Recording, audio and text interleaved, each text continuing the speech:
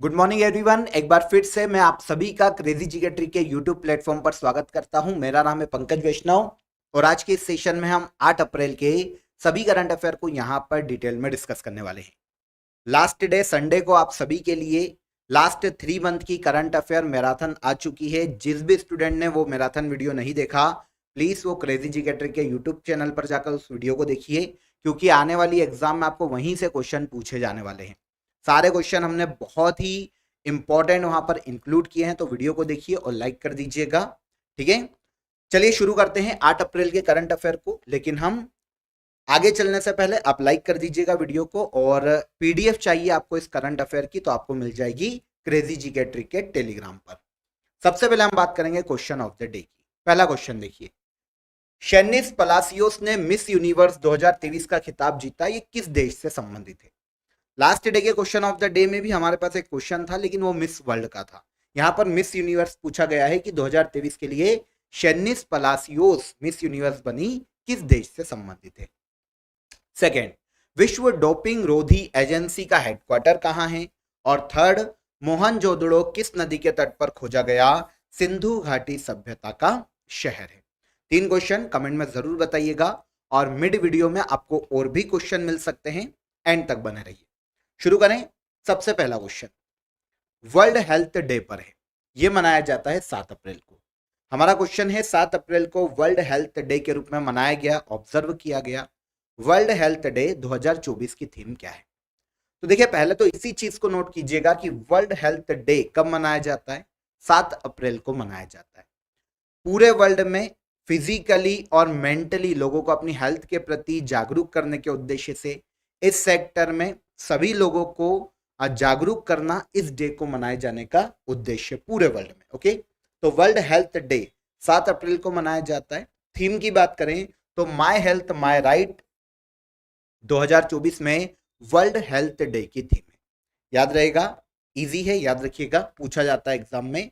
World health day 7 अप्रैल और theme my health my right. ठीक है, आगे आइए।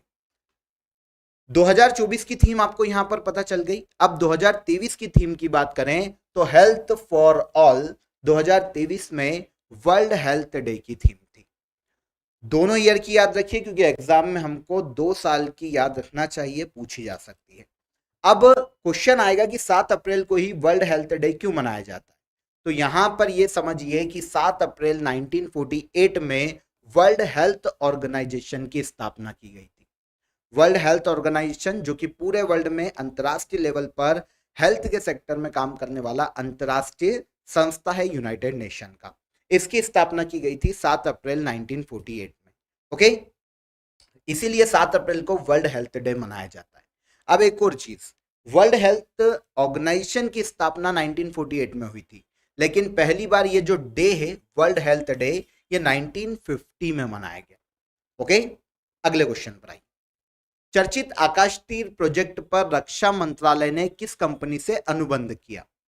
तो भारत की डिफेंस मिनिस्ट्री ने आकाश तीर प्रोजेक्ट के लिए अनुबंध किया था लास्ट ईयर बीईएल के साथ, मतलब Bharat electronics limited. Government sector की कंपनी है भारत इलेक्ट्रॉनिक्स लिमिटेड। इसके साथ समझौता हुआ था, अनुबंध हुआ था डिफेंस मिनिस्ट्री का आकाश तीर प्रोजेक्ट के लिए। अब बात आएगी कि आकाश तीर प्रोजेक्ट क्या है। तो इस प्रोजेक्ट के तहत बीईएल भारतीय सेना की जो एयर डिफेंस कोर है उसे कमांड और कंट्रोल सिस्टम तैयार करके देने वाला था, जो कि हाल ही में एयरफोर्स की कोर को दिया गया है। ओके, ये कमांड और कंट्रोल सिस्टम रडार और सेंसर से लेस होगा। कोई भी अगर भारत पर कोई मिसाइल आती है, कोई हमला कर देता है मिसाइल या फिर हेलीकॉप्टर ड्रोन के माध्यम से, तो ये उसे हवा में ही डिटेक्ट करेगा और एयरफोर्स को इंस्टेंट इसकी चेतावनी जारी करेगा। ये कमांड और कंट्रोल सिस्टम में जो हमारे मिसाइल सिस्टम है उनको भी एड ऑन किया जा सकता है, ताकि जवाब दिया जा सके, और सतह से वायु में मार करने वाली जो मिसाइल है वो भी ऐड की जा सकती। तो ये कमांड और कंट्रोल सिस्टम है। इसके लिए बीईएल के साथ समझौता हुआ था, 1982 करोड़ का ये समझौता था, जो कि इंडिया की जो डिफेंस मिनिस्ट्री है उसने बीईएल के साथ किया है। ओके, उद्देश्य क्या है मैं आपको बता ही चुका हूं इस सिस्टम का। आगे आइए।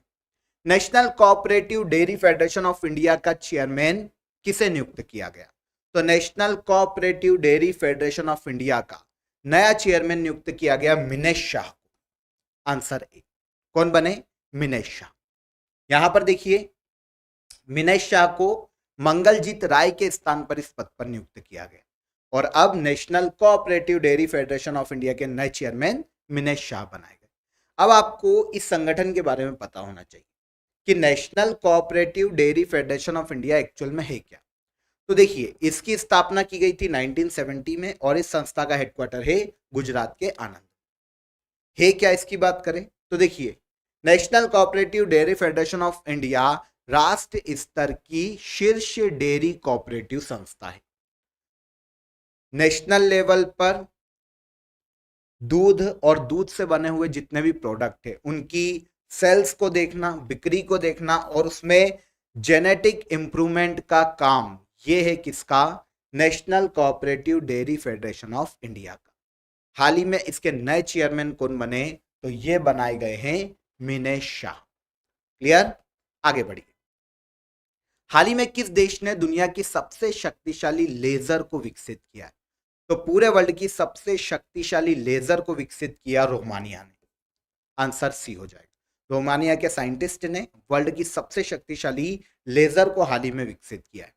यह लेजर सूर्य से अरबों गुना तेज है और इसके अलावा चमकीली किरण पैदा करती है। ठीक है ना? विकसित लेजर एक ने अनुसंधान केंद्र के द्वारा किया गया, जो कि रोमानिया का एक लेजर अनुसंधान केंद्र है। इसके साइंटिस्टों ने हाल ही में विश्व की सबसे शक्तिशाली लेजर को डेवलप किया। यहां पर नॉर्मली हमको रोमानिया के बारे में पता होना चाहिए। तो आपको ये तो समझ में आ गया होगा नाम से कि ये एक यूरोपीय देश है। रोमानिया दक्षिण पूर्वी यूरोप का देश है। अगर आप यहां पर मैप में देखें, नेबर कंट्री अगर हम बात करें तो पहले तो ये समझिए कि रोमानिया की कैपिटल बुखारेस्ट है। इसकी नेबर कंट्री देखने जाते हैं तो उत्तर में देखने को मिलता है यूक्रेन, रोमानिया की नेबर कंट्री। उत्तर पूर्व में मोल्डोवा, पश्चिम में आते हैं तो हंगरी और दक्षिण पश्चिम में आते हैं तो सर्बिया और दक्षिण में जाएं तो बुल्गारिया। ये सभी नेबर कंट्री है रोमानिया की। ठीक है? मोल्डोवा, यूक्रेन, इधर आते हैं तो हंगरी, सर्बिया और बुल्गारिया। और अगर रोमानिया के पूर्व में आए तो ब्लैक सागर रोमानिया से सीमा साझा करता है। यूरोप का देश है जिसकी कैपिटल है बुखारेस्ट। नेक्स्ट क्वेश्चन, चर्चा में बोकारो स्टील प्लांट या चर्चा में रहा बोकारो स्टील प्लांट किस देश के सहयोग से स्थापित किया गया था? तो बोकारो स्टील प्लांट की बात करें तो यह स्थापित किया गया था भारत में सोवियत संघ के सहयोग से। किस राज्य में है यह भी इंपॉर्टेंट है, तो याद रखिएगा यह भारत के झारखंड राज्य में स्थित है। क्या? बोकारो स्टील प्लांट भारत का सरकारी क्षेत्र का चौथा बड़ा स्टील प्लांट है। बोकारो स्टील प्लांट भारत के झारखंड राज्य में सोवियत संघ के सहयोग से स्थापित किया गया था। आपके दिमाग में क्वेश्चन आ सकता है कि सर अभी सुर्खियों में क्यों है? तो हाल ही में बोकारो के स्टील प्लांट में फर्नेस एरिया के गैस पाइप कट जाने के कारण वहां पर कार्बन मोनोऑक्साइड गैस लीक होने का मामला है, इसीलिए बोकारो स्टील प्लांट काफी सुर्खियों में था। झारखंड राज्य में स्थित है और सोवियत संघ रूस के सहयोग से स्थापित किया गया था 1964 में। ओके, वैसे 1959 में ही इसकी प्रोसेस शुरू हो गई थी, लेकिन 1964 में फाइनली इसने काम करना शुरू किया था। तो हमने यहाँ पर ये ईयर एड ऑन किया है, कंफ्यूज मत होइएगा। ठीक है, चौथा इस्पात कारखाना है भारत का। अब यहाँ पर देखिए कुछ और स्टील प्लांट की बात कर लेते हैं, जैसे राउरकेला ओडिशा में है, जर्मनी के सहयोग से स्थापित किया गया। भिलाई इस्पात संयंत्र छत्तीसगढ़ में रूस के सहयोग से स्थापित किया गया, सोवियत संघ ही बोले आप। दुर्गापुर स्टील प्लांट पश्चिम बंगाल में यूनाइटेड किंगडम के सहयोग से, और बोकारो स्टील प्लांट झारखंड में सोवियत संघ रूस के सहयोग से स्थापित किया गया। कंफर्म? अगला क्वेश्चन, केरल विश्वविद्यालय के शोधकर्ताओं ने किस राज्य में 5200 साल पुरानी हड़प्पा बस्ती खोजी है?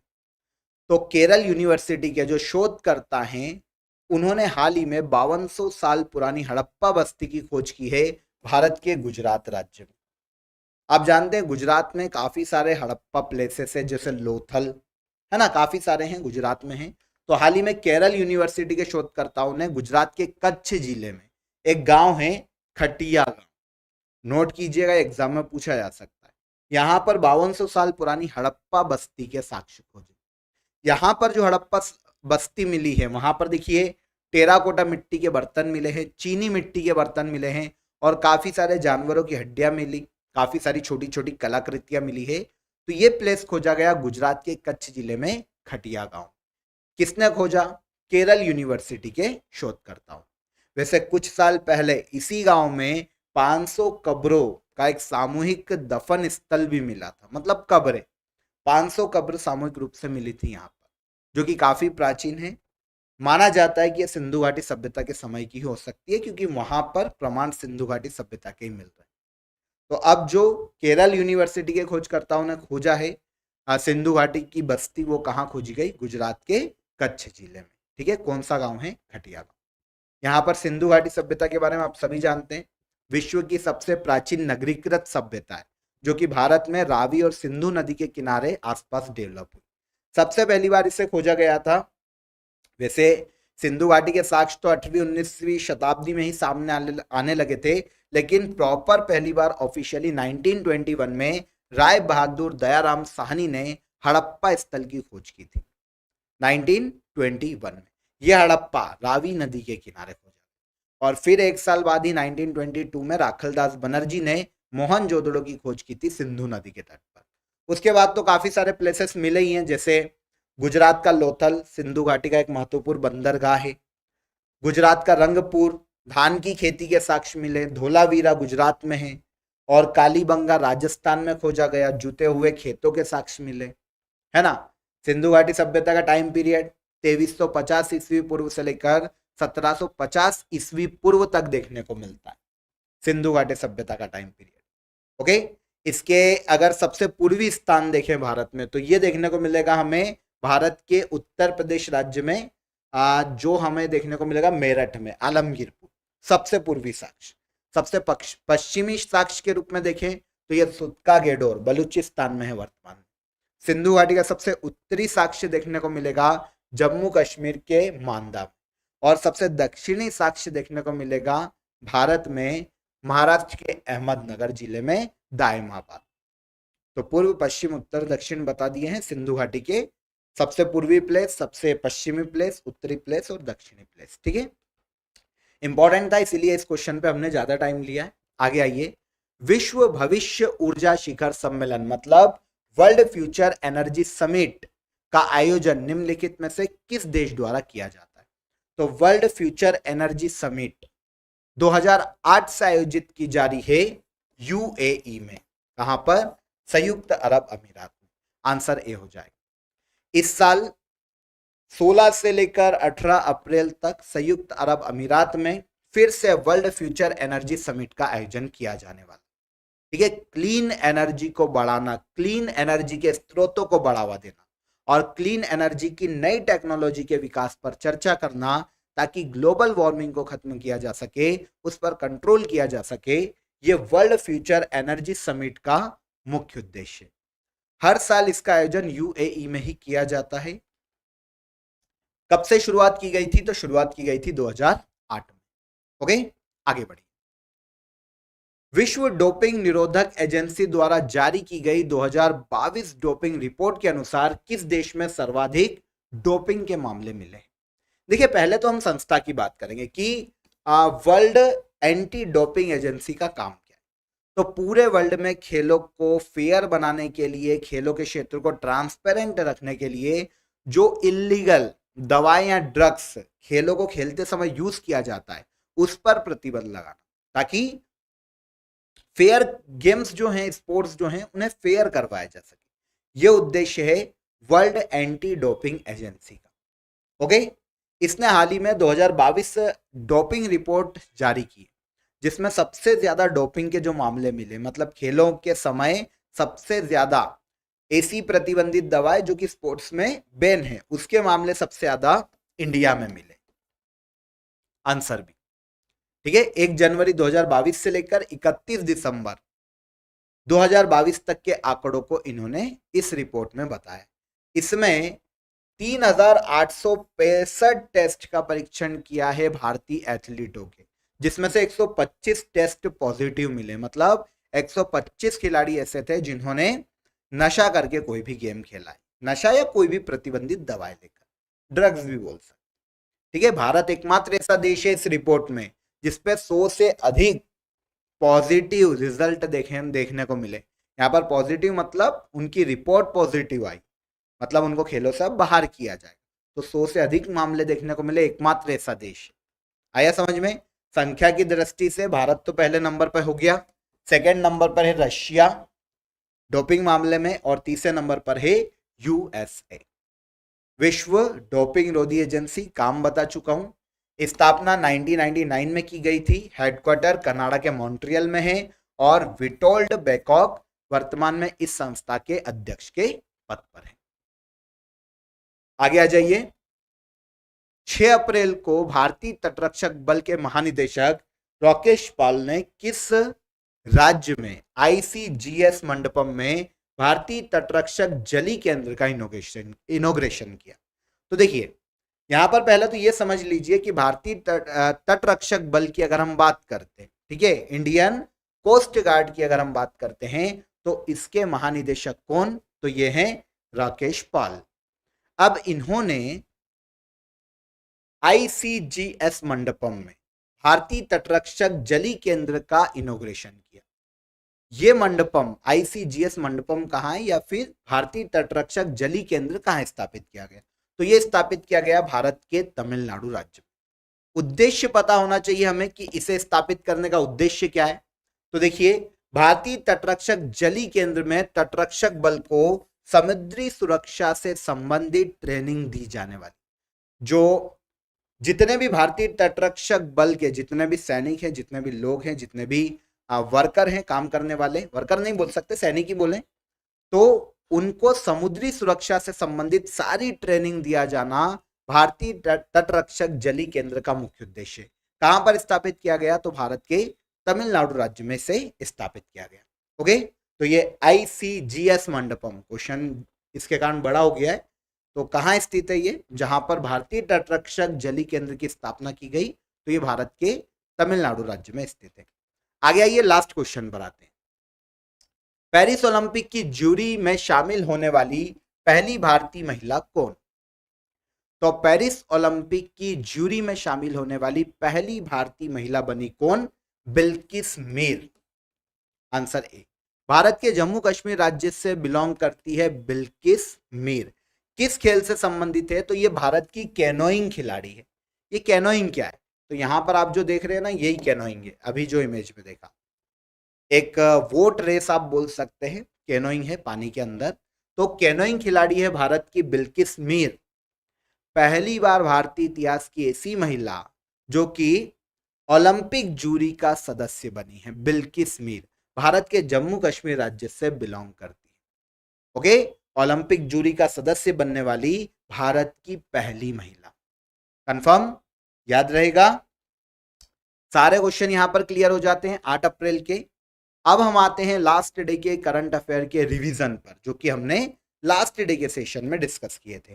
पहला देखिए, 5 अप्रैल को रिजर्व बैंक की मौद्रिक नीति समिति ने द्विमासिक मौद्रिक नीति की घोषणा की। मौद्रिक नीति समिति में कुल कितने सदस्य होते हैं? तो मॉनेटरी पॉलिसी कमेटी में टोटल मेंबर होते हैं 6। आंसर हो जाएगा आंसर ए। ठीक है, WEF young global leaders class of 2024 में कुल कितने भारतीय शामिल है? तो वर्ल्ड इकोनॉमिक फोरम का ये अवार्ड है, young global leaders class award 2024 में। इसमें 5 इंडियंस को शामिल किया गया। हर साल राष्ट्रीय समुद्री दिवस कब मनाया जाता है? तो राष्ट्रीय समुद्री दिवस 5 अप्रैल को ऑब्जर्व किया जाता है। आगे आ जाएं। चर्चित अशदोद पोर्ट किस देश में स्थित है? तो ये कहां पर है? इजराइल, है ना, कल पढ़ा था हमने इसे। हाल ही में चर्चा में आई खिलाड़ी अर्जुन एरिगेसी किस खेल से संबंधित है? तो ये संबंधित है चेस खिलाड़ी हैं अर्जुन एरिगेसी। भारतीय निर्वाचन आयोग ने लोकसभा चुनाव 2024 के लिए किसे यूथ आइकॉन घोषित किया? कौन हो गए? आयुष्मान खुराना। अहोबिलम मंदिर तीर्थ दक्षिण भारत के आंध्र प्रदेश राज्य में स्थित है। आगे आ जाएं, किस अंतरराष्ट्रीय संगठन द्वारा jobs for resilience south Asia development update report जारी की गई? तो यह रिपोर्ट जारी की गई है वर्ल्ड बैंक के द्वारा। निम्न में से किसे कॉर्पोरेट सामाजिक उत्तरदायित्व योगदान मतलब achievement award for creating social development and impact, इसके लिए 15 CIDC विश्वकर्मा अवार्ड 2024 से सम्मानित किया गया? तो यह है सतलज जल विद्युत निगम लिमिटेड। इसके बाद हमारा लास्ट क्वेश्चन क्या था? स्वीप किससे संबंधित प्रोग्राम है? तो ये वोटर अवेयरनेस प्रोग्राम है नेशनल इलेक्शन कमीशन का। Answer A. ओके, यहां पर लास्ट डे के सभी क्वेश्चन का रिवीजन हो गया। अब हम बात कर लेते हैं लास्ट डे के हमारे क्वेश्चन ऑफ द डे की। देखें, 2024 में कितने व्यक्तियों को पद्म भूषण दिया गया? तो कितने व्यक्तियों को दिया गया? 17 व्यक्तियों को पद्म भूषण दिया गया 2024 में। 2023 के लिए 33वें सरस्वती सम्मान से किसे सम्मानित किया गया? तो 33वां सरस्वती सम्मान 2023 के लिए दिया गया है प्रभा वर्मा, जो कि एक मलयालम साहित्यकार है।